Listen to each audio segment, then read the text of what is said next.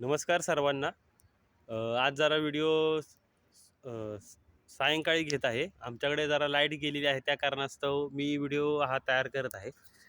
आता महाराष्ट्रामध्ये आपले मुख्यमंत्री, उपमुख्यमंत्री माफ करा, अजितदादा पवार, दिवंगत अजितदादा पवार यांचा मृत्यू अपघाती झालेला आहे आणि त्यांचा पदभार आता त्यांच्या पत्नी सुनेत्राताई पवार ह्या घेणार आहेत.